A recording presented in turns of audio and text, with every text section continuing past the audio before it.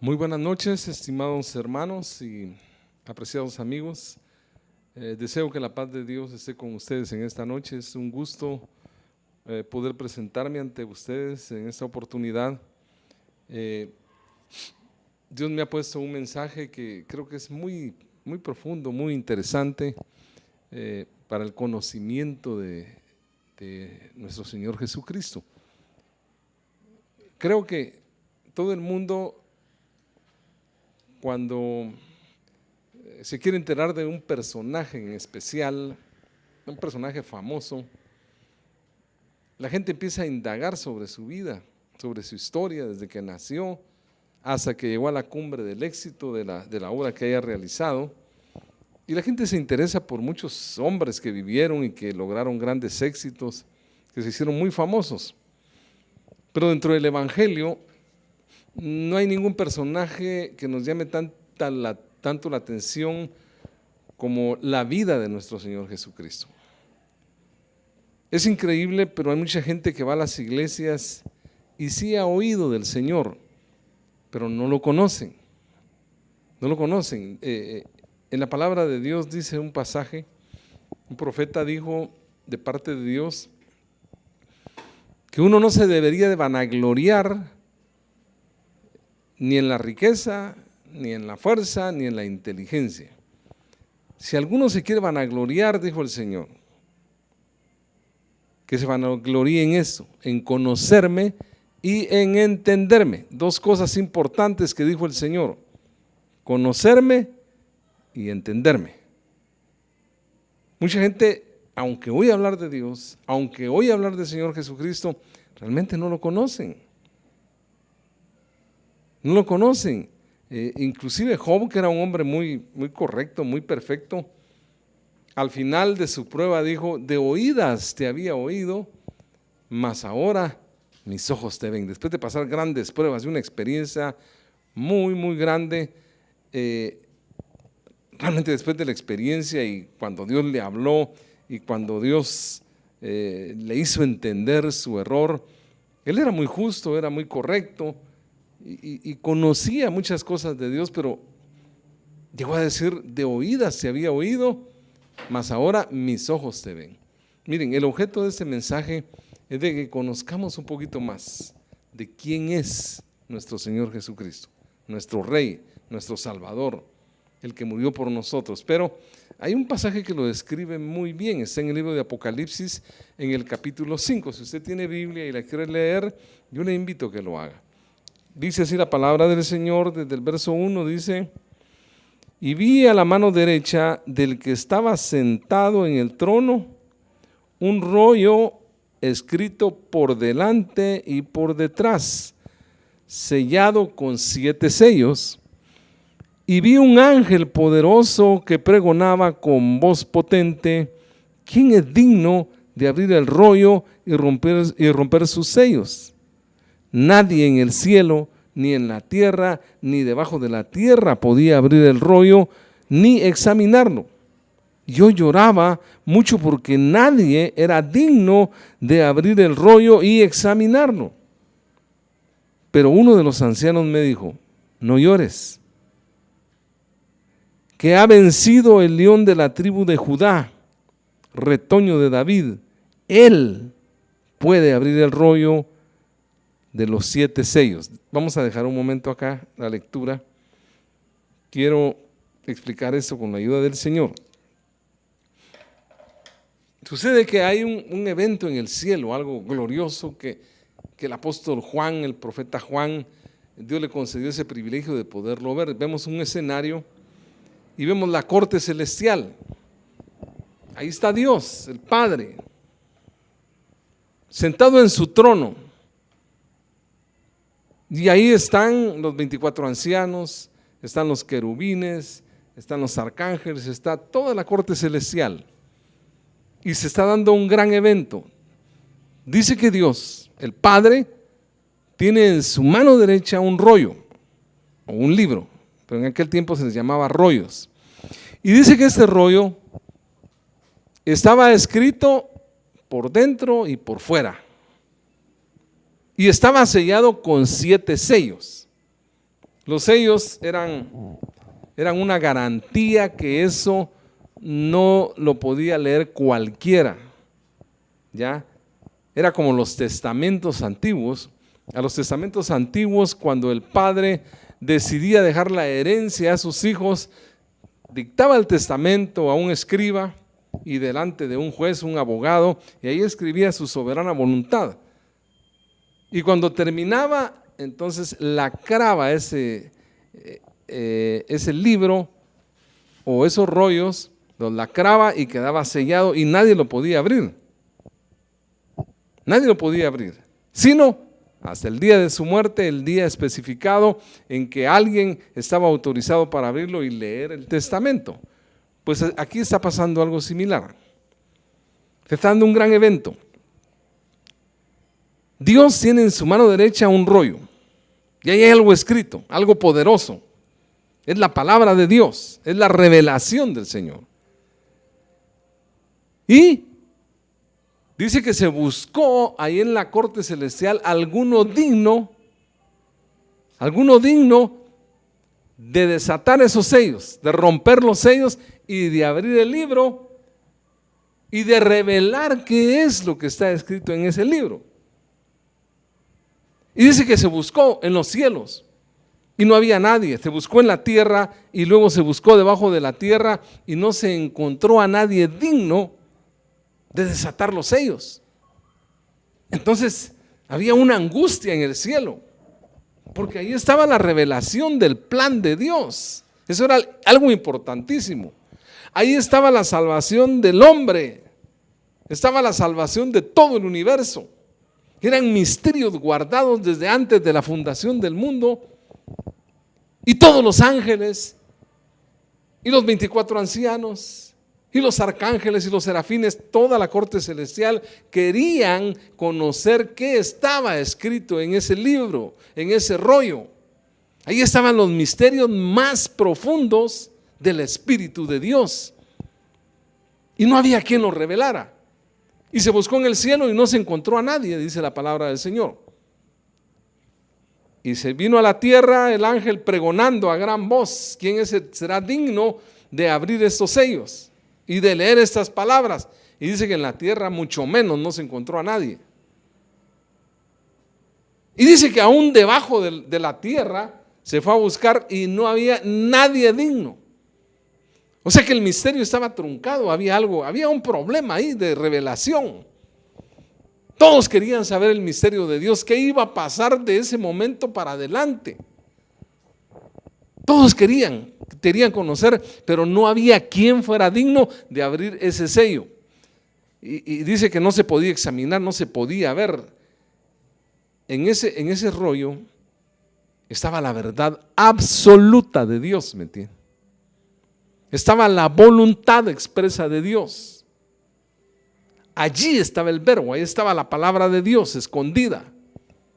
Y había que revelarla, había que abrirla y había que manifestarla no solamente a la corte celestial, sino a todos los habitantes de la tierra, a los hombres y aún a los demonios, a los espíritus malignos. Había que mostrarles cuál era la voluntad de Dios, cuál era el plan de salvación de Dios. Había que manifestar qué juicios de Dios venían detrás de eso.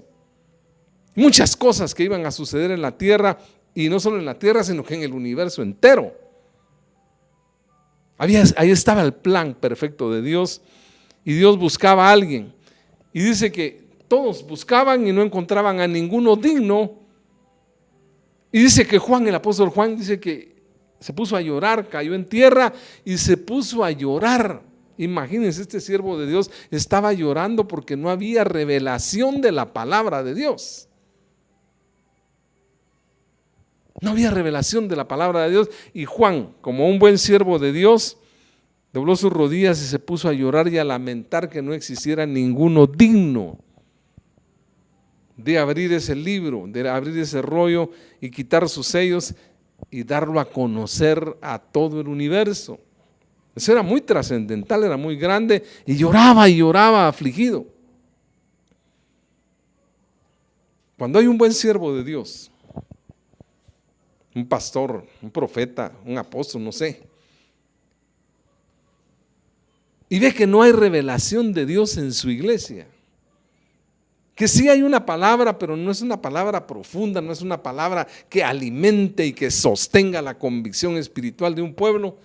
Cuando no existe eso, ese siervo de Dios cae de rodillas y llora para que Dios mande a sus ángeles con esos mensajes poderosos que pueden transformar el corazón del hombre.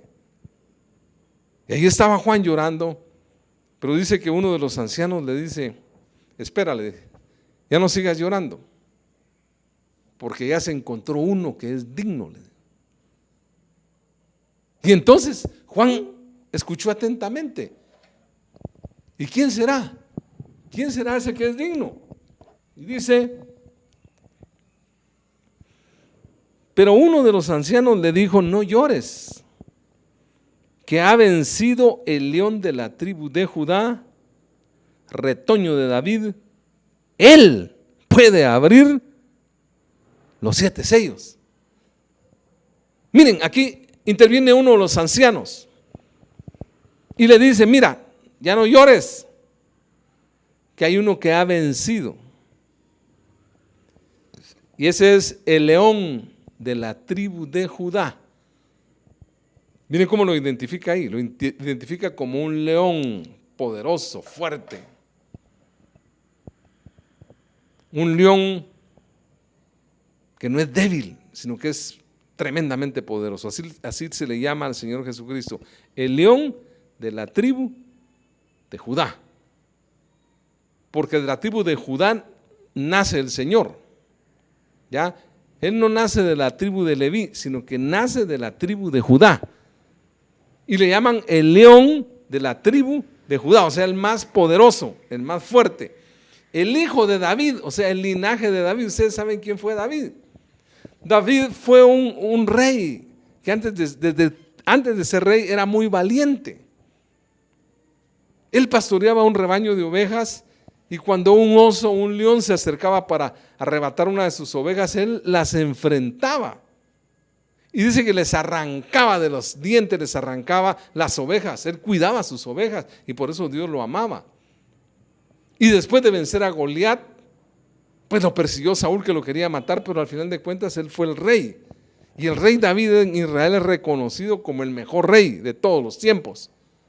Fue el que fundó Jerusalén, la conquistó y la fundó y la estableció como la capital del pueblo de Israel. Jerusalén, ya hasta el día de hoy, aunque hay conflictos en el Medio Oriente, pero ahí está la capital del pueblo de Israel. Entonces, hay uno, le dice, hay uno que ha vencido. Y le explica quién es: el león de la tribu de Judá y el linaje de David. Él ha vencido y es el digno, el único digno de desatar esos 7 sellos. Miren, eso le produjo a Juan un gran gozo. Y a todos los ángeles, a toda la corte celestial, se quedaron admirados y dijeron: bueno, hay uno, o sea que vamos a conocer la verdad de Dios. Por fin hay uno. Y miren, eso fue algo grande, pero me voy a detener en algo. Voy a hacer un poco de historia. ¿Por qué dicen que ha vencido? ¿Qué fue lo que venció el Señor Jesucristo? Si ustedes ven la biografía del Señor, o sea, los eventos de su vida, desde que Él nació, el diablo trató de destruirlo. Acuérdense que Herodes, cuando vio a aquellos reyes que venían del oriente a rendirle homenaje a un nuevo rey que había nacido, Herodes entró en celos y quiso averiguar dónde estaba para matarlo, y ordenó una gran masacre de niños porque quería matar a ese niño, de tal manera que los padres, José y María, los padres de Jesús, tuvieron que descender a Egipto para escaparse de esa masacre que hizo este hombre, y el diablo empezó a perseguir a Jesús. Luego, cuando el Señor empieza su ministerio, bueno, la Biblia dice que Jesús era un hombre, como todos nosotros. Era hijo de Dios, pero era un hombre, en carne. Pero dice que era era un varón muy trabajador, muy obediente. Dice que por lo que padeció él, aprendió a ser obediente, dice. Y fue obediente hasta la muerte y muerte de cruz. O sea, él tuvo que aprender a ser obediente. Él vivió su niñez en medio de un barrio pobre. Su padre era carpintero y me imagino que lo ayudaba mucho también. El padre lo enseñó a trabajar, o sea, José lo enseñó a trabajar en la carpintería y trabajaba duro. Y el muchacho fue creciendo en fuerza y también en conocimiento de la palabra de Dios. Y cuando empezó su ministerio y fue al río Jordán donde Juan estaba bautizando, dice la palabra de Dios que cuando Juan lo vio, lo identificó, porque Juan estaba bautizando después de la predicación de Juan, que empezó a conmover a todo Israel. Dice que la gente llegaba a oírlo y el hombre predicaba fuerte. El hombre predicaba compromiso con Dios, el hombre predicaba arrepentimiento. Arrepentidos y convertidos, decía Juan el Bautista, porque el reino de los cielos se ha acercado. Y exhortaba a la gente que se convirtieran verdaderamente al Señor, porque el reino de los cielos se estaba acercando. Ya había oportunidad de salvación y la gente temblaba. Esa palabra era tan poderosa. Juan el Bautista no era un predicador chistoso como hay ahora muchos, sino que era muy serio, porque el mensaje era muy serio, era la salvación del alma de los hombres. Cuando de repente ve uno que aparece entre la multitud y lo reconoce y dice: he aquí el Cordero de Dios que quita el pecado del mundo. Miren qué declaración, miren qué presentación. Delante de toda la gente, y ahí habían unos fariseos, habían unos doctores de la ley, y dice delante de todos: he aquí el Cordero de Dios que quita el pecado del mundo. ¿Y eso qué significa? Está presentando a Jesús como el Redentor del pueblo de Israel, como el Mesías, y eso fue algo grande. El Cordero de Dios que quita el pecado, no solo de Israel, sino que de todo el mundo. Él era el Cordero escogido por Dios para un sacrificio expiatorio, un sacrificio de redención, un sacrificio de sustitución donde Él iba a morir sacrificado, vituperado por causa nuestra. Y ahí declaró públicamente, como que dice: este es el Mesías. Y toda la gente vio, y fue Jesús, se metió al agua y le dijo: bautízame, le dijo. Y él no quería, le dijo: Señor, ¿cómo quieres que yo te bautice? Bautízame tú a mí. No, le dijo: bautízame, porque así vamos a cumplir toda justicia. Y Juan lo bautizó, y cuando salió del agua, entonces dice que se posó el Espíritu Santo en forma de paloma, y una voz que dijo: este es mi Hijo amado, en el cual tengo complacencia. Y muchos escucharon la voz. Y ahí hubo un testimonio, no solamente de Juan el Bautista, sino que de Dios, que Él era el Mesías. Pero el pueblo de Israel esperaba un Mesías, un guerrero, tal vez un hombre poderoso, un gran general, que los liberara del yugo romano, porque en ese tiempo el pueblo de Israel estaba dominado por el gran imperio romano, y los explotaban y los humillaban, y a veces los esclavizaban también. Y la gente quería un libertador, necesitaba un Mesías, y muchos esperaban que apareciera un hombre de guerra. Pero apareció Jesús, humilde, sencillo. Y los gobernadores de ahí de Israel querían un gran general, un hombre importante. Entonces, sucedió algo. Dice que el Señor fue llevado al desierto, hizo un ayuno de 40 días y 40 noches. Y dice que al terminar el ayuno, miren, a veces me pongo a pensar qué pasó esos 40 días y esas 40 noches ahí en el desierto. No crean que eso es fácil. Eso es complicado. Estar uno solo en un desierto, aquel sol abrasador, aquellas noches oscuras. Claro, el Señor fue a orar. El Señor fue a buscar a Dios, necesitaba mucho respaldo de parte de Dios para iniciar su ministerio con poder. Y yo pienso que el Señor ahí le fue a ofrecer a su padre, le dijo: Señor,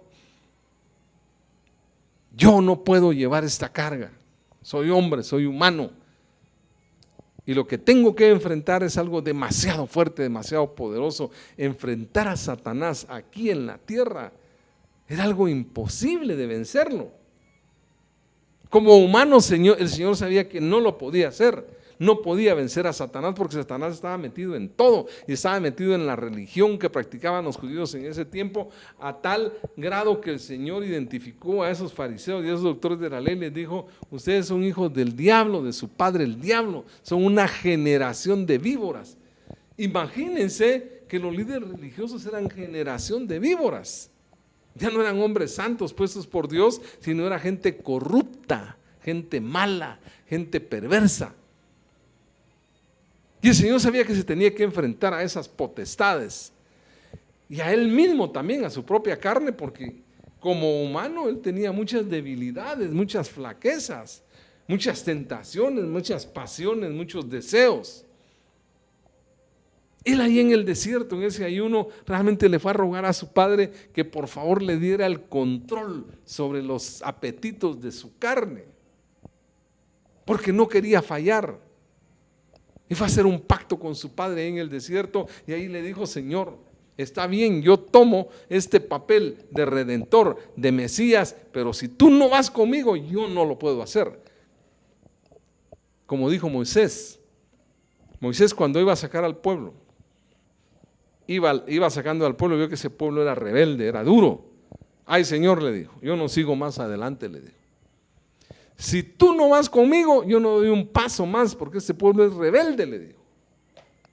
Y Dios oyó su oración y le dijo: no te preocupes, Moisés, yo iré delante de ti, mi ángel irá delante de ti siempre, le dijo. ¿Ya? Entonces Jesús estaba consciente que se iba a enfrentar a las huestes, a los gobernadores de las tinieblas, a Satanás mismo, y que él como humano no podía vencerlo.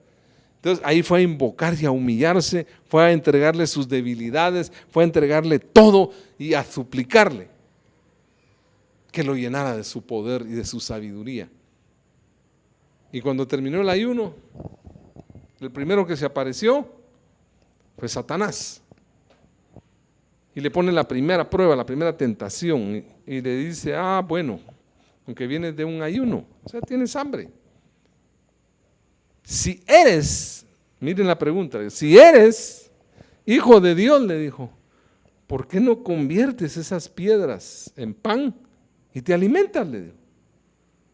Si eres hijo de Dios. El Señor tenía hambre. Después de 40 días ya hay hambre, y un hambre muy fuerte.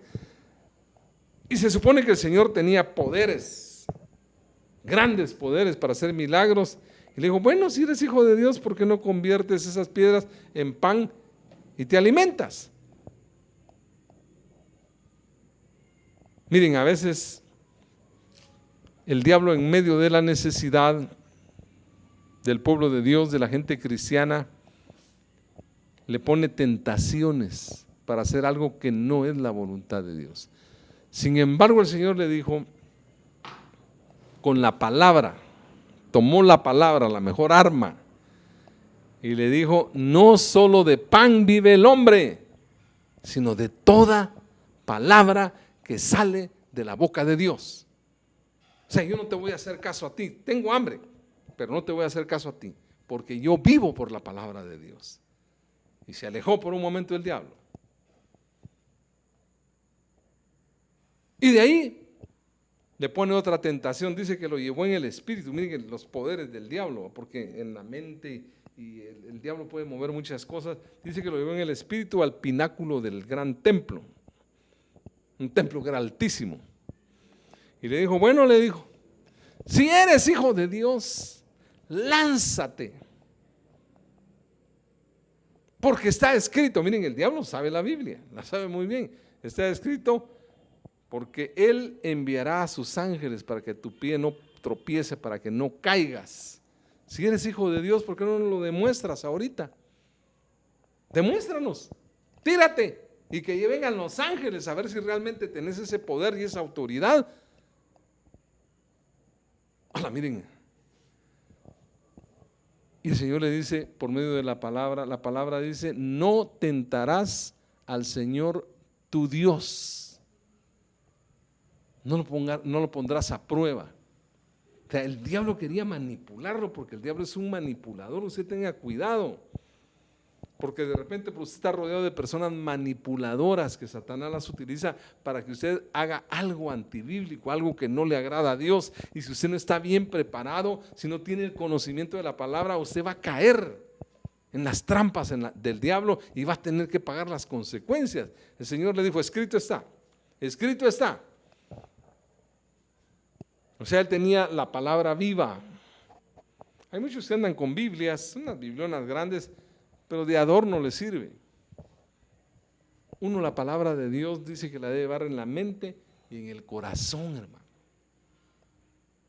Ahí tiene que tener grabada usted la palabra de Dios, el poder de Dios. Recibiréis poder cuando venga sobre vosotros el Espíritu Santo y me seréis testigos en toda la tierra. Esa es la promesa de Dios.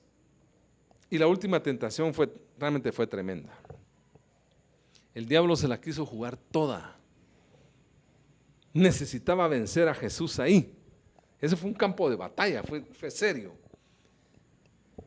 Y le dice, mira, le dijo, vamos a hacer un trato, le dijo. También ya sé que no te vendes tan fácilmente. Pero mira, le dijo. Y le mostró, como en una película, en una visión, le mostró todos los reinos de este mundo y sus riquezas y sus placeres.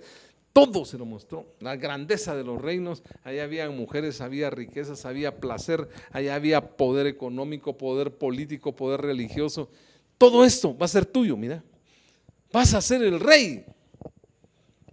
Vas a ser el dueño de todo esto, pero con una condición, le digo, que caigas de rodillas y que me reconozcas a mí como tu Dios, que postrado me adores. Wow, eso no era cualquier. A veces lo leemos de corrido y no le ponemos sentido. Jesús era humano. ¿Quién no quisiera ser millonario, hermano? ¿Quién no quisiera tener poder político? ¿Quién no quisiera tener poder económico? ¿Quién no quisiera tener un montón de mujeres y vivir una vida sexual libertina, vivir en placeres, en drogas, en qué sé yo, tener todo a su mano, todo a su alcance? Jesús era carne. Yo he visto a gente que fueron grandes predicadores y que les ofrecieron dinero y por dinero traicionaron el ministerio. Otros se metieron a política y por la política dejaron el ministerio. Y a otros se les atravesaron mujeres y cayeron en adulterio, en promiscuidad, y a Dios ministerio. Miren, el diablo le estaba poniendo lo más grande, como quien dice, yo quiero que tú seas mi hijo, que me adores y tú vas a ser el anticristo. Miren, la oferta era tremenda. Y el Señor le dijo, apártate de mí, Satanás, le dijo. Vete, le dijo, porque la palabra de Dios dice, al Señor tu Dios únicamente honrarás y solamente a Él adorarás, así que vete, aléjate de mí. Wow, ese sí fue un campo de batalla. Ahí venció el Señor, venció al diablo, venció al mundo y venció a su carne. Las tentaciones eran tremendas. Miren, a mí me ha tocado vivir tentaciones muy fuertes en los tres aspectos: dinero, fama, mujeres. Y créanme que es difícil, a veces es difícil. Hasta que un poder sobrenatural, el Espíritu Santo, le hace tener la convicción y decir, no puedo tomar esto. Prefiero a Cristo. A veces cuando uno está pasando ciertas necesidades económicas, se le aparece el diablo a través de algún familiar, algún amigo, y le hacen ofertas de dinero sucio. Y le dicen, mira, puedes salir de tus problemas económicos y aquí está, agarrá, hagamos este negocio. Y te vas a enriquecer y vas a ser grande, vas a tener mujeres, vas a tener fama, vas a tener buenos carros. Y hay quienes se debilitan ahí y ahí tropiezan y caen, tristemente. No, cuidado. Aquí venció el Señor y fue algo tremenda esa batalla. Luego, en un día sábado dice que se fue a la sinagoga, donde él me imagino que frecuentemente iba. Y siempre lo ponían a leer el libro de la ley, abría el rollo de la ley. Y esa vez dice que tomó el rollo de la ley y llegó a un pasaje del libro de Isaías.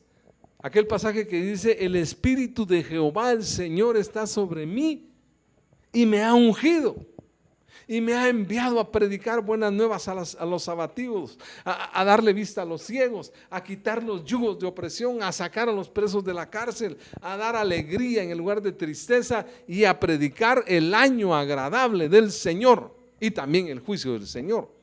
Todos se quedaron pasmados porque lo dijo con una autoridad tremenda y se le quedaban viendo, dice, por la autoridad con que tomó la palabra. Y cuando dejó de leer el libro, dijo: oye, en ese momento, dijo, se está cumpliendo esta profecía sobre mí, les dijo. Wow, y eso fue tremendo, porque les estaba diciendo, esa profecía apuntaba exclusivamente para el Mesías. ¿Ya? Esa declaración que dijo ahí públicamente, como dice: miren, si esta palabra se está cumpliendo sobre mí, yo soy su Mesías. Y muchos decían: pero si este es el hijo del carpintero, no es este Jesús que trabaja en la carpintería con su padre, su madre y sus hermanos. ¿Y cómo él se declara como Mesías? Eso fue tremendo, esa declaración fue tremenda. Y se enfrentó a esa multitud. Y ahí dos opciones tenía la gente: o reconocerlo y caer de rodillas delante de él, o apedrearlo por proclamarse el Mesías como un falso profeta. Y la gente agarró la segunda opción, o sea, lo empezaron a empujar, dice, y lo sacaron así, pero con odio, con una ira así. Y se levantó la gente con una gran furia. Dice que lo llevaron a un despeñadero para empujarlo y para que se despeñara lo querían matar. Imaginen que esa gran verdad confrontó a su propio pueblo. Y ellos no lo recibieron. Ahí se cumple la palabra que dice: a los suyos vino, pero los suyos no le recibieron. Lo rechazaron, lo mataron. Pero los que recibieron, a ellos les dio poder, autoridad de ser llamados hijos de Dios, los cuales no son engendrados ya por voluntad de carne ni de varón, sino de Dios.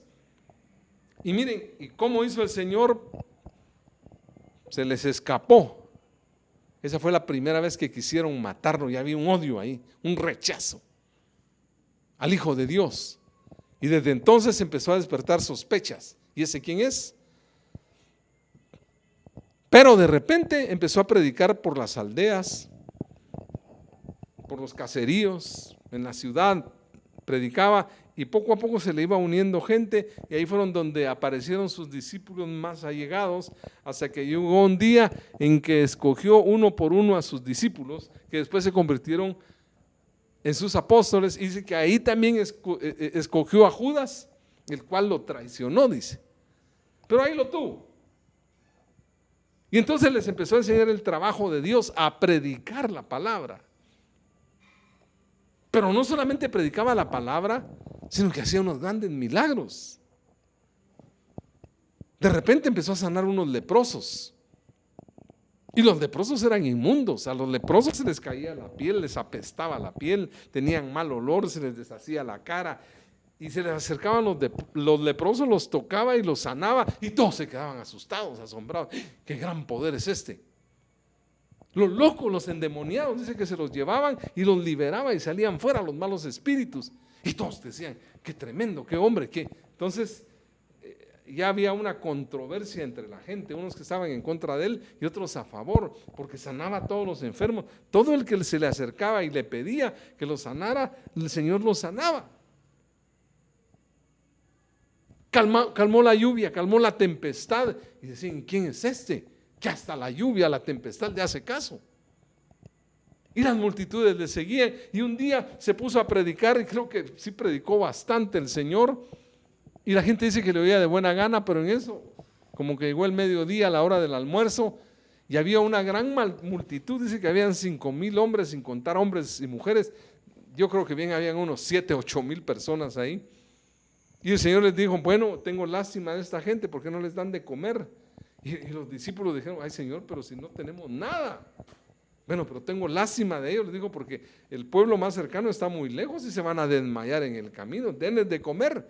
¿Y pero qué hacemos si no tenemos nada? En eso se aparece un muchachito por ahí, un niño, tal vez de unos 12 años, que la mamá muy responsable en una canasta le metió unos peces y unos panes. Y los puso ahí. Y le dijo al Señor, aquí está eso, lo que tengo. Y hasta el niño tuvo fe. Y dijo, esto es lo que tengo, tal vez un pedacito para cada uno, a ver para cuántos alcanza. Y el Señor vino, ok, oró, bendijo el pan y empieza a sacar y a sacar panes y peces, panes y peces. Y hubo tanta abundancia que todos se saciaron, dice, todos comieron. Y todos alegres, y dice que hasta sobró un montón de comida, pues se saciaron. Y la gente decía, ¿y quién es este que tiene ese poder que puede multiplicar el pan y los peces? Y la gente estaba feliz con él. Entonces la gente lo empezó a amar porque hacía muchos milagros. ¿Cuántos endemoniados no fueron liberados por el Señor? Aquel endemoniado gadareno que vivía en el cementerio, dice que ese hombre era grotesco, era feo, era despeinado, sucio. Y dice que cuando iba pasando él con sus discípulos ahí en la tierra de Samaria, dice que se le apareció ese hombre, dice que lo amarraban con cadenas y nadie lo podía domar. Y cuando lo vio, dice que se lanzó contra él. Y cuando vio quién era, cayó de rodillas. Cayó de rodillas, sí, Jesús, Hijo del Altísimo, nos vienes a atormentar antes de tiempo. Y el Señor le dijo, cállale, dijo, ¿cómo te llamas? Me llamo Legión, porque eran muchos. Imagínense, ese hombre estaba poseído por una legión de demonios, los peores, por eso la condición era inmunda. Eso pasa con la gente que practica pecado, un pecado tras otro, se le van metiendo más espíritus malos, más y más y más, hasta que para totalmente endemoniado y se vuelve trastornado, se vuelve violento, se vuelve terrible. Y viene el Señor y echó fuera a los demonios. Todo ese montón de demonios que tenía ese hombre, salgan fuera, le dijo. No, Señor, le dice, no, por favor, no. ¿Y qué se dice? Que un hato de cerdos estaban por ahí, que los estaban cuidando unos hombres de Samaria, porque ellos sí comían carne de cerdo. Y entonces les digo, por favor, Señor, permítenos entrar a esos cerdos. Y el Señor los dejó y dice que se metieron en los cerdos y los cerdos cayeron despeñados. Bueno, cada episodio de la vida de Jesús era tremendo. Hizo tantas buenas obras, tantas cosas maravillosas, y la gente decían, pero ¿quién es este hombre? ¿Qué profeta es? No es este el hijo de María, el hijo de José, el carpintero. ¿De dónde le ha venido ese gran poder? ¿De dónde? Entonces eso, cuando un líder empieza a acumular mucha gente, ya despierta sospechas. El Imperio Romano estaba inquieto y mandaban a preguntar, ¿y quién es ese hombre? ¿Por qué lo está siguiendo tanta gente? ¿No será un sedicioso? ¿No será un revolucionario que quiere propiciar una gran rebelión contra Roma? Y los líderes religiosos dijeron, ¿y ese quién es? Se hace pasar por un Mesías, ese es un falso. Ese nos va a traer grandes problemas con el Imperio Romano. Vamos a perder los privilegios que tenemos y el Imperio Romano nos va a destruir acá. Y era una amenaza. Era una amenaza para ellos. Y entonces le empezaron a atacar. ¿Ustedes se recuerdan? Ustedes en los evangelios leen que muchos fariseos, de muchos doctores de la ley, le llegaban a hacer preguntas capciosas para ver en qué lo prendían, para condenarlo, para matarlo. Eso era lo que buscaban. ¿Y qué hacía el Señor? El gran peligro para el Imperio Romano y para el imperio eclesiástico que gobernaba en ese tiempo era que él predicaba la verdad.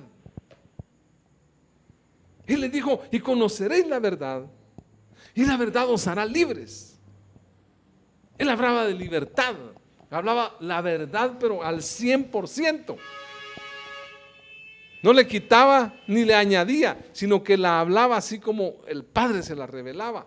Y la gente estaba, pero nunca habíamos oído a un hombre que predique así, que no hable así, que nos enseñe. Él se preocupó por enseñarle a la gente la palabra de Dios. Les dijo, miren, el reino de los cielos es así, el reino de los cielos es así, el reino de los cielos, y les pintó de muchas maneras cómo era el reino de los cielos, por muchas parábolas, y la gente, ¿y dónde está el reino? Ya se les empezó a despertar que había un reino de los cielos. Arrepiéntanse, conviértanse, porque el reino de los cielos se ha acercado. Le predicó el evangelio a los pobres y andaba de aldea en aldea caminando, porque el Señor se caminaba. Era un hombre muy fuerte y detrás sus discípulos predicando la verdad. Y por predicar la verdad el diablo se alborotó. El imperio de Satanás estaba en peligro. El imperio de Satanás estaba en peligro porque el Señor le declaró la guerra. ¿Se acuerdan cuando el Señor agarró a sus discípulos y les encomendó que se fueran de dos en dos? Les dijo, vayan a las aldeas, vayan a las casas. Tienen toda la autoridad de parte mía. Vayan a predicar el evangelio. Vayan a predicar las buenas nuevas. Y no lleven nada. Ni dinero lleven. Y ahí donde vayan, ahí les van a proveer todo. Y donde quiera que entren, en cualquier casa, si lo reciben, la paz que llevan ustedes quedará en esa casa. Y sanen enfermos. Echen fuera demonios. Liberen. Y dice que creyeron los discípulos del Señor y fueron a tocar puertas, fueron a las aldeas, y dice que el Señor los respaldó de una manera tremenda y empezaron a hacer milagros así como el Señor los hacía. Y cuando regresaron dice que todos venían felices. Señor, le dijo, se cumplió lo que nos dijiste. Predicamos tu palabra y sanaban los enfermos. Salían fuera los demonios, les llegaba paz a la gente. ¡Hala, qué tremendo! Y todos estaban alegres. De eso se alegran ustedes, les dijo. Bueno, alégrense más de que sus nombres están inscritos en el libro de la vida, en el reino de los cielos. Porque yo veía a Satanás, dice, cuando ustedes andaban predicando, caer como un rayo sobre la tierra. O sea, Satanás estaba bravísimo, enojado. ¿Por qué? Porque ya había un grupo de guerreros, hermanos, predicando la verdad y haciendo las señales del Señor Jesucristo, las señales del reino, y eso hacía tambalear el reino del diablo. Entonces había que reubicarse, rearmarse, y entonces había que poner los ojos en el líder, había que matar a ese líder. Entonces el Señor se enfrentó al desprecio de la gente religiosa. El imperio romano miraba al Señor como una gran amenaza, como un guerrillero, como un libertador. Los fariseos, los saduceos, los herodianos, los doctores de la ley, los escribas lo atacaban y lo humillaban. Un día le dijeron que era hijo de Belcebú, que era hijo del diablo. Él les quería hacer el bien y ellos lo atacaban, lo humillaban, lo menospreciaban. Le pasó lo mismo que a Jeremías.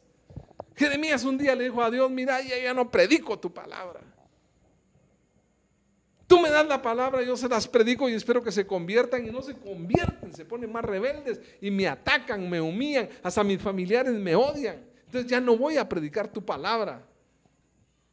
Porque en lugar de encontrar bienes, encuentro males, todos me atacan, me humillan y me metieron preso y me han hecho muchas cosas, ya no lo voy a predicar. Ya se echó para atrás, increíble, un profeta de Dios se echó para atrás. Pero dio 3, 4 pasos hacia adelante, dándole la espalda a Dios, pero dice, pero un fuego dentro de mí me empezó a consumir y no pude dejarte, Señor. Me sedujiste y fui seducido, más fuerte fuiste que yo y me venciste, le dice. Aquí estoy, Señor.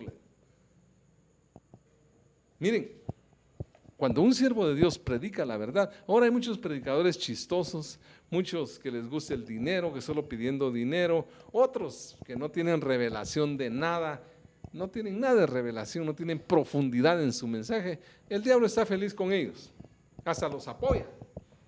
Pero cuando se levanta un siervo de Dios o 2 siervos de Dios o varios que empiezan a predicar la verdad y la empiezan a vivir, Entonces el reino del diablo ahí se pone, empieza a temblar el diablo. Yo me recuerdo que recién convertido, a mí Dios me metió a una guerra tremenda. Nos mandó a predicar a un pueblo que estaba gobernado por la religión tradicional y la gente ahí no dejaba entrar el evangelio. A los que habían intentado meter el evangelio ahí, les pegaban, los apedreaban. Y cuando yo supe, y Dios nos mandó a predicar ahí, dije, Dios mío, ¿dónde nos venimos a meter? ¿Y qué creen que fue lo que pasó? Dios nos dio un gran respaldo. Y empezamos a predicar. Y se empezó a levantar un grupo. Y muchos empezaron a convertir. Entonces, toda esa religión de ahí se nos dejó ir encima a ustedes. Nos amenazaban de muerte, nos apedreaban, nos maltrataban. Miren qué nos hacían. El diablo estaba pero así enojado. Hasta el líder de ahí un día mandó a llamar a unos hermanos que fueron líderes con ellos y les dijo, ¿cómo dejaron ustedes? Y al final ellos le hablaron la verdad de la palabra de Dios y el hombre quedó tambaleando, pero miren, nos contó y por poco, en varias oportunidades, por poco nos matan ahí. Cuando uno predica la verdad, se levantan guerras tremendas, pero todo eso hay que vencerlo.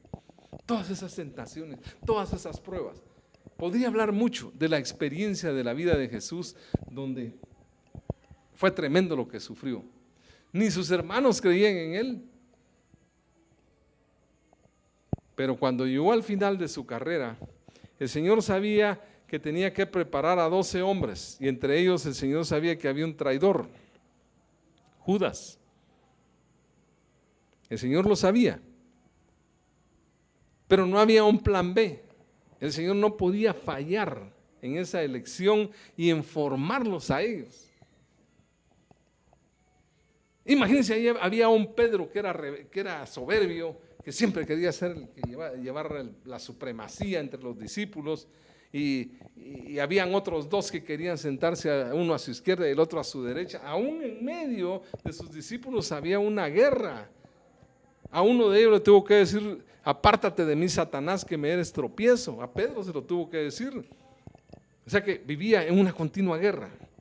Pero él iba venciendo, iba conquistando territorio, hasta que llegó el momento en que tenía que ser sacrificado.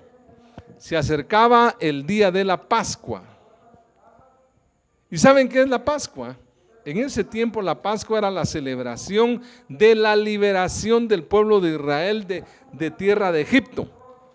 Después de que cayeron todas aquellas plagas que destruyeron a Egipto, vino la última plaga, que fue la muerte de los primogénitos. Entonces el Señor les dijo, esta noche va a ser su liberación.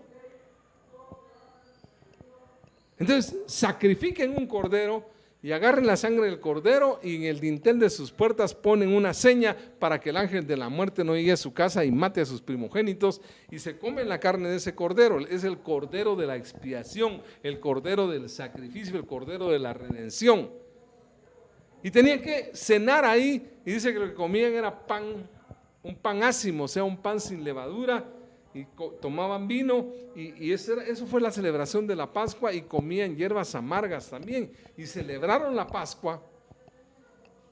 Y esa noche llegó el ángel de la muerte y mató a todos los primogénitos de Egipto, y ahí fue donde Faraón cayó vencido y dijo, saquen a estos hebreos, que se vayan, que se larguen. Ese fue el día de la liberación, ¿me entienden? La Pascua. Ahora, se acercaba la Pascua y Jesús iba hacia Jerusalén a celebrar la Pascua.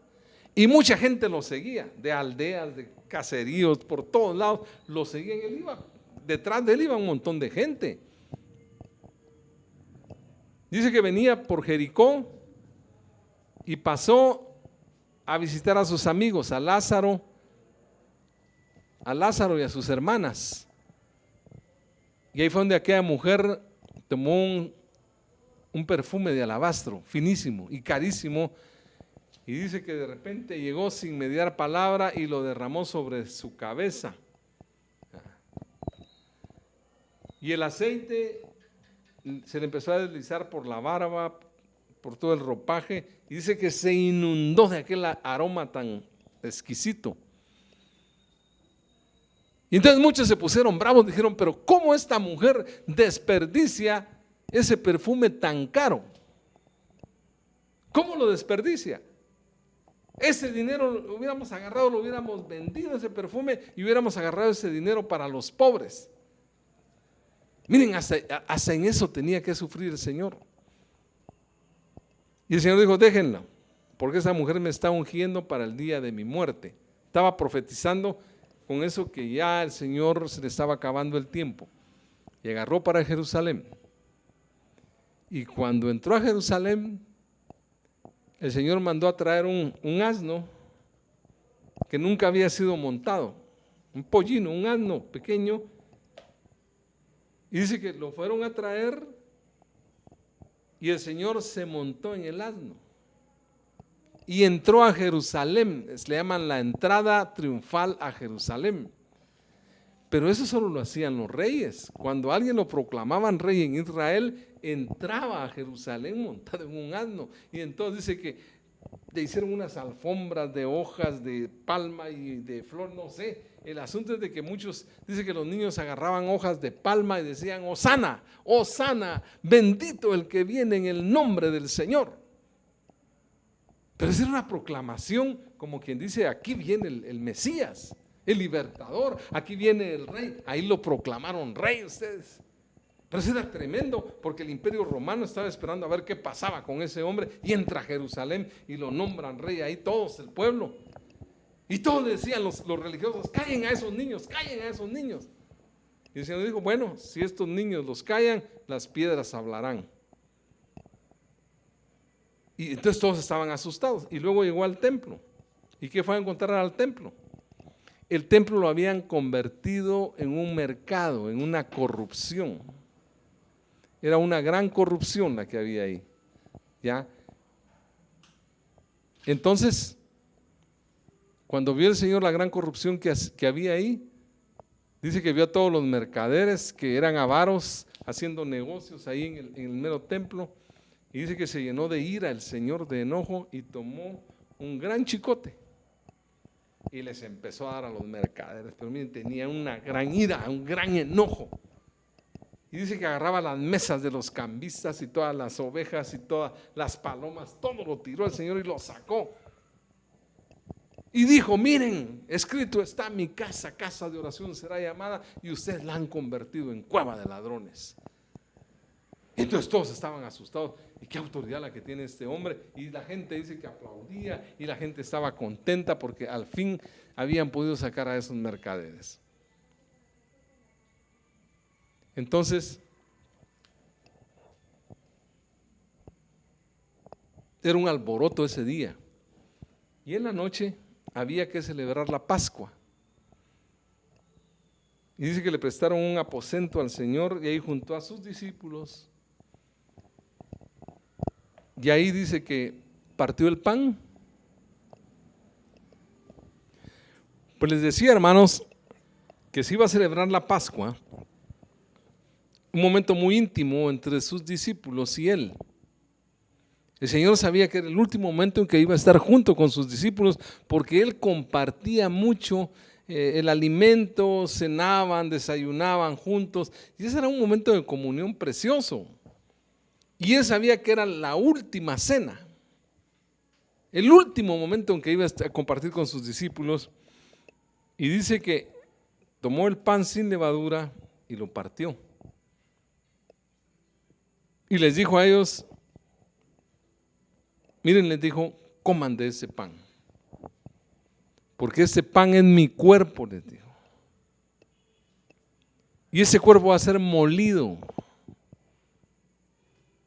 vituperado, humillado por ustedes. Coman este pan porque este es mi cuerpo. Y dice que les dio, y ellos estaban desconcertados por lo que les decía. Y luego agarró la copa de vino y les dijo, beban de esta copa, les dijo. Porque en esta copa está mi sangre, este vino es mi sangre. Y esa sangre va a ser derramada por ustedes para remisión de sus pecados. Acuérdense que en los rituales de la ley, En el día de la expiación se sacrificaba un cordero, se degollaba y se agarraba la sangre, y el sumo sacerdote tenía que entrar al lugar santísimo y ahí esparcir la sangre sobre el arca. Y eso era el día de la redención, el día del perdón, el día de la expiación. Pues vino y todos tomaron, todos bebieron, todos comieron, y les dijo: esta sangre es el nuevo pacto, les dijo. El nuevo pacto que hago hoy con mi pueblo. Para que se cumpliera la profecía de Jeremías que decía: nuevo pacto hago yo con mi pueblo, no como el antiguo, dice, porque ellos quebrantaron mi pacto. Sino que ahora voy a escribir mi palabra en su mente y en su corazón. Y todos me amarán por sí mismos, no porque alguien se los imponga.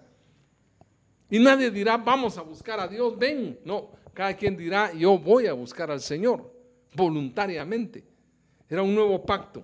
Estaba derogando el antiguo pacto, o sea, muchas leyes del Antiguo Testamento, muchos rituales, y venía el sacrificio de la expiación del Cordero sin mancha. Estaba por cumplirse. Era un gran momento, porque a partir de ese momento inició la gracia y la ley quedó relegada. Sí sirvió mucho, porque por la ley llegamos a la gracia también. Por el conocimiento de la ley conocemos el pecado.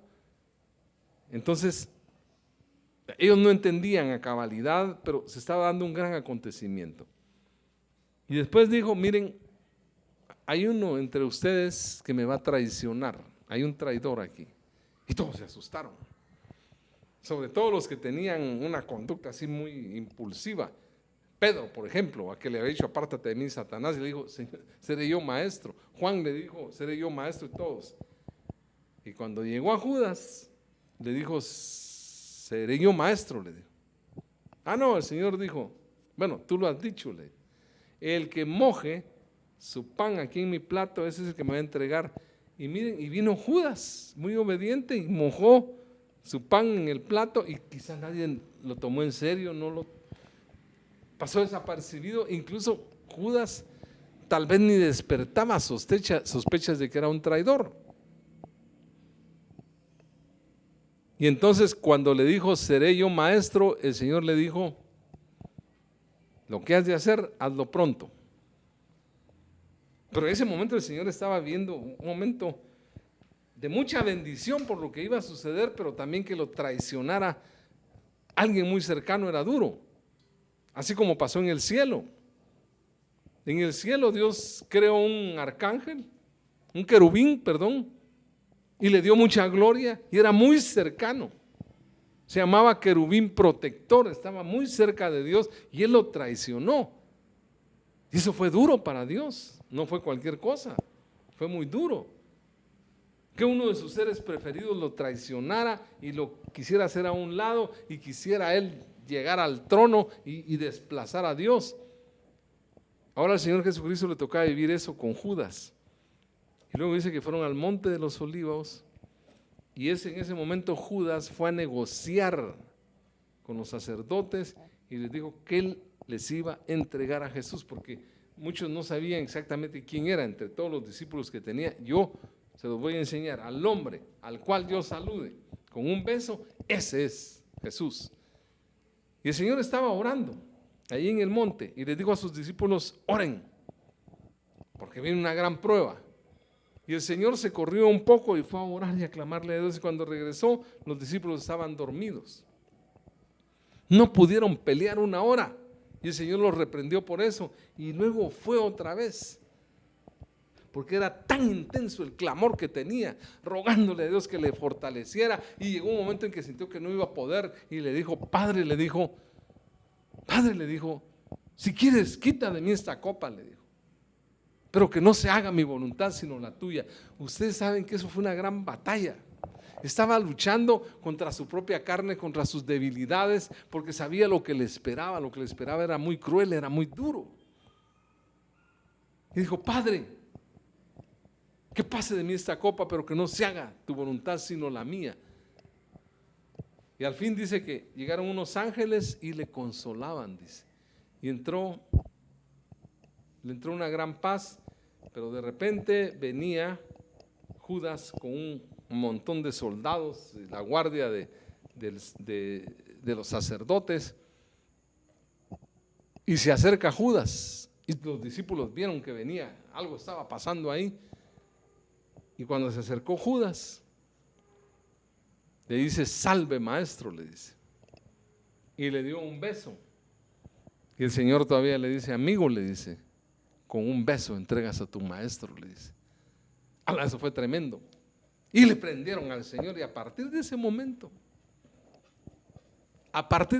el Señor empezó a sufrir las peores humillaciones. Unos lo golpeaban, lo empujaban, lo encadenaron y lo llevaron a ese juzgado de los sacerdotes y lo empezaron a acusar falsamente. Y entonces se armó un gran alboroto. Y entonces los romanos pensaban que algo iba a pasar, una gran revolución se estaba dando porque había mucho alboroto. Entonces la cosa se estaba saliendo del control. Y Poncio Pilatos, que era el gobernador, estaba preocupado por lo que pudiera acontecer ese día, que el pueblo se levantara. Pero los sacerdotes fueron muy hábiles para engañar al pueblo y hacerle creer al pueblo que Jesús era un falso profeta. Y entonces empezó un gran debate. Y lo llevaban por aquí, lo llevaban por allá al Señor. Hasta que Pilatos dijo: miren, yo no encuentro ninguna infracción de la ley en este hombre. No, lo voy a liberar. No, no queremos que lo liberes. Porque este hombre dijo que iba a destruir el templo. Este hombre dijo, y empezaron a decir un montón de mentiras: si no, eres enemigo de César. Y miren, mientras tanto el Señor vivía una angustia tremenda que iba a pasar con él. Él lo sabía, pero él enmudeció, dice. No hablaba nada. Y Pilato lo interrogó, le dijo: ¿eres tú el rey de los judíos? El Señor no le contestaba: ¿eres tú el rey de los judíos? Para eso he nacido, le dijo. Para eso he nacido. Bueno, y entonces, ¿por qué estás aquí? Mira, le dijo, si yo quisiera, oraría a mi Padre y mandaría 12 legiones de ángeles y me liberaría y acabaría con todo. Pero entonces, ¿dónde estaría el propósito de Dios en esto? Entonces el hombre estaba turbado y lo sacó. Miren, yo no encuentro nada. Y dice que se lavó las manos, como dice: yo no soy culpable de esto y lo voy a castigar con azotes. Pero miren, hermanos, esa azotada que le pegaron al Señor fue algo cruel, terrible. Le desgarraban la espalda, le pusieron una corona de espinas, lo escupían, lo pateaban. Miren, eran unas humillaciones. Y el Señor ahí, él podía orar a su Padre y decirle: Señor, hasta aquí llego, ya no aguanto esta humanidad perversa. Mándame 12 legiones de ángeles, vamos a acabar con todo y qué me importa el hombre. Pero el Señor dice que enmudeció, no maldijo a nadie, se la aguantó toda. Miren, hermanos, tanta humillación. Ahí venció su carne, venció su ego, venció muchas cosas, hasta que llegó un momento que lo juzgaron. Y todavía, miren, todavía Pilatos dijo: bueno, en esta fecha está la costumbre de soltar a un preso. Aquí está Barrabás y aquí está Jesús. ¿A quién quieren que suelte? Y miren, la gente decía: suelta a Barrabás y crucifica a Jesús. Pero imagínense qué sentía Jesús, que su propio pueblo lo estaba condenando. Aquellos a los que les hizo tantos favores se le voltearon. Eso fue duro para el Señor emocionalmente, espiritualmente, fue durísimo. Que su propio pueblo lo rechazó y lo condenó a la muerte. El propio pueblo eligió a un malo. Así es ahora, mucha gente escoge a la maldad, escoge al diablo antes que a Cristo. Al final lo condenaron, lo sentenciaron y le surgía que lo mataran, porque venía el momento de celebrar la Pascua y ya estaba lleno Jerusalén de un montón de judíos y de gentiles, y era una fiesta. Acuérdense que era una fiesta, y el Señor tuvo que cargar con una cruz, pero ya estaba muy debilitado, ya estaba desangrado y no aguantó con la cruz. A medio camino tiró la cruz, ya no aguantaba y agarraron a un hombre ahí para que la llevara, y al final llegaron y lo crucificaron cruelmente, le metieron unos clavos en las manos y en los pies, pero un sufrimiento tremendo, y lo levantaron, y el Señor quedó en una posición donde le agarraban calambres, donde el hombre se deshidrató totalmente, tenía reseca la boca y empezó a sufrir cosas horribles. Y habían 2 hombres a la par de él, 2 criminales, y lo empezaron a injuriar los 2. Tú, que dices que eres el Mesías, que eres el Cristo, ¿por qué no te bajas de ahí y nos libras a nosotros? Y lo injuriaban, dice el Señor, aguantándolo todo. Pero en eso uno de ellos reaccionó y vio que el hombre no se enojaba, no maldecía. Y como que el Espíritu Santo lo tomó. Y entonces empezó a reprender a su compañero y le dijo, cállate, le dijo, ya no molestes a ese hombre. Porque nosotros con justa razón somos condenados, pero ese hombre es justo. Él no merece eso. Wow, lo que dijo ahí fue tremendo. Justificó al Señor. Actuó como juez y lo declaró inocente. Ese hombre malo lo declaró inocente. Le dijo, el Espíritu Santo le dio esa revelación y le dijo, este hombre es justo, nosotros somos los malos, este injustamente lo tienen ahí. Y cuando el Señor oyó eso, realmente se gozó y lo miró, tal vez con una mirada de misericordia tierna, y el hombre le dice, Señor, le dice, acuérdate de mí cuando vengas en tu reino. Y el Señor le dijo, de cierto te digo, hoy estarás conmigo en el paraíso. Miren qué tremendo. O sea, le dijo Señor, le dijo Rey, acuérdate de mí cuando vengas en tu reino, Señor. Eso fue tremendo. Ahí fue justificado en la cruz por un hombre perverso pero arrepentido. Bueno, al final de cuentas el Señor murió en una agonía horrible, venció. Y el Señor murió, y cuando murió hubo un gran estruendo, un gran terremoto, se partió el velo del templo y pasaron un montón de cosas. Y dice que cuando murió, se abrieron muchas tumbas y salieron muchos muertos, resucitaron. Y todos estaban asustados, y hasta los romanos decían, en verdad este era el Hijo de Dios. Pero el Señor, cuando murió, fue condenado, porque en el momento en que murió y él dijo, Padre mío, ¿por qué me has abandonado? Él fue poseído por todos los pecados nuestros, ¿me entiendes? Recibió una maldición, la maldición nuestra, él la recibió ahí. Porque la palabra de Dios dice, maldito el que sea clavado en un madero. El Señor ahí recibió una maldición, la maldición de todos nosotros. Ahí el pecado fue lleno del pecado nuestro, él absorbió todo el pecado para librarnos a nosotros.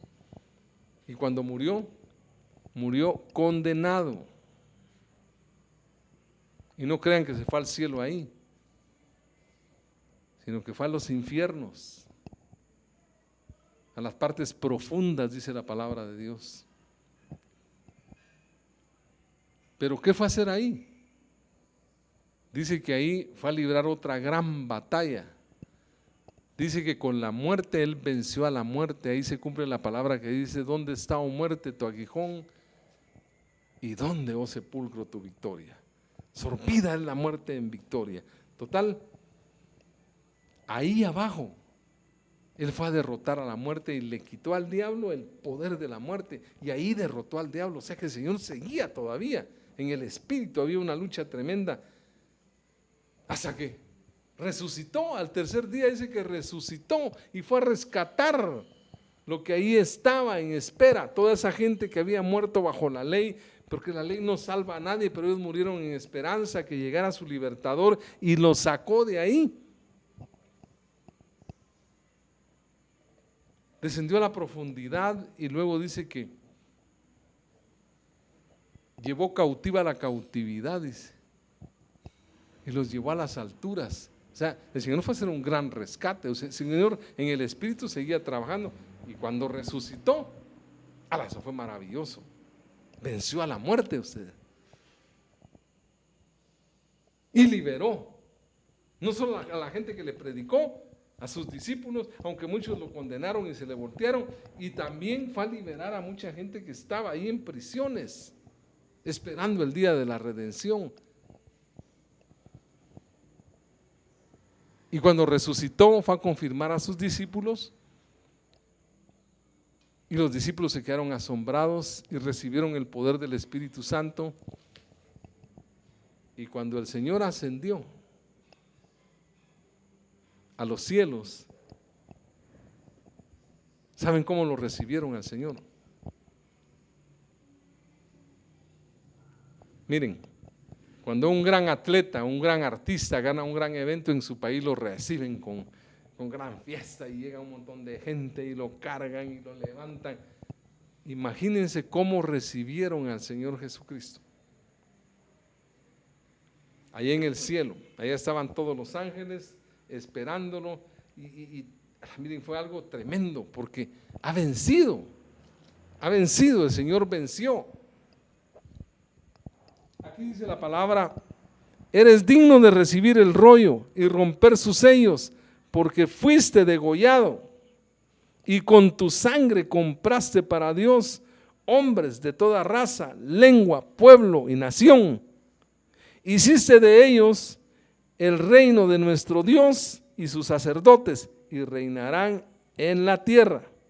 Y me fijé y escuché la voz de muchos ángeles que estaban alrededor del trono de los vivientes, y los ancianos, eran millones y millones de redimidos, decían con voz potente: digno es el Cordero, degollado, de recibir el poder, la riqueza, el saber, o sea, la sabiduría, la fuerza y el honor y la gloria y la alabanza. O sea, miren, cuando el Señor venció todo esto y llegó a la gloria del Padre, lo recibieron con grandes alabanzas, con gran adoración.